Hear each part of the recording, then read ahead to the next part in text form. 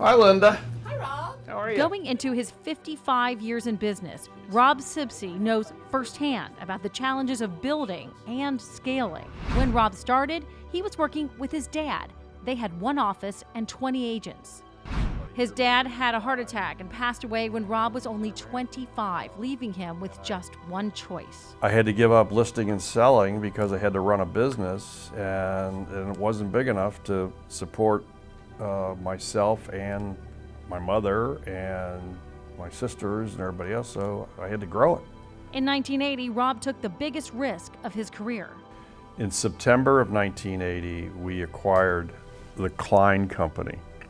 They were bigger than we were. We had about 160 agents. They had about 230.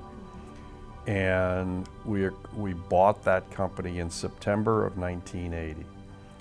The following year, and they had lost money that year. That we had barely made some money. We did make a profit, and we bought them, put the two companies together, and started to scramble. And then 81 came, and the world fell apart, and interest rates went to 18%, and nobody could afford to buy a house. And we lost a lot of agents, and as did everybody. And it was ridiculously impossible. And that's probably, from a economic point of view, technical point of view, any way you want to look at it, I was literally bankrupt and had no money and could not operate, and it was robbing Peter to pay Paul. So this is the latest information. Rob and his wife Pam were proactive in investing in tech, and it has paid off, conquering the video tours first. We started taking tapes of houses because we felt it was different, and it was about in 1980, about the same time that we bought Cline, and we would put that on the internet, which we were the first company to go on the internet and use that, and saw that as a terrific media to be able to get to the public, because up until then, the only way to get to the public was through the newspapers, and they were getting increasingly more expensive, and they continually just would raise their prices just because they could. Rob was spending $1 million a year with the Inquirer.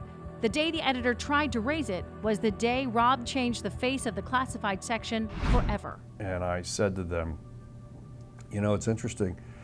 In your own paper, you had an article that was written by you that said that all the newsprint costs are going down. You're able to buy the newsprint, your own paper, for less now this year than you could in the previous years. And yet you're telling me you have to raise my rates. You should be lowering my rates. And I just said, cancel it. And the publisher looked at me, because she was here, and said, you can't do that. You'll put yourself out of business, and all your competitors will jump on it. And I said, you know what? They want to jump on it, go ahead. I'm not, if I go out of business because of it, so be it. But I don't think I will, and cancel it. And so the next week, we didn't appear. And all my competitors jumped on it like crazy, and they bought the front page, and they paid her stupid prices, and they did it for about 90 days, and they realized they were getting nothing from it, and we weren't going out of business, we were actually growing, and so they all stopped. And so there is no classified section in the newspaper anymore, and hasn't been for years. And they all went to the internet, as we had already done that.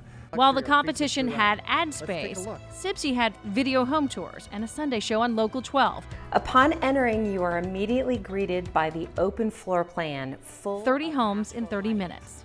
That was another way for a half hour every week we could show houses and put it on and go on the air. And it developed a tremendous following because everybody would want to see it. The one thing that hasn't changed is people basically are voyeurs. They want to look into other people's lives. They want to see how people live. So when you can do a video of somebody's home and they can see how they live, how they decorate, how they use their property, they want to see it. They were the second company in the entire U.S. to list homes online, and they're still pushing ahead. Now they're offering agents the opportunity to build their brands through video and personalized tours with multiple drones and a growing video production department. It's the first video we've done for her. Rob diversified his interests, founding multiple affiliate companies, and he's excited about the growth of the relocation services. The relocation business has been a very integral part of what we do, and we are involved in a company called Leading Real Estate Companies of the World, which is a referral network, which is now worldwide. And we were instrumental of one of 4 guys that set that up about 30 years ago, and it's been a terrific business. So. Rob says the secret to his success is his wife, Pam, and knowing he has passed on the company to his daughter, Robin. Admittedly, he says he should have done that 10 years earlier. Good luck, guys. You're in your YPO, you are sitting here listening, you're listening to an old man tell you about his story, and someday you will be sitting in the chair I'm sitting in. Just enjoy life, and don't get too frustrated, and don't get too full of yourself. Just enjoy what you do.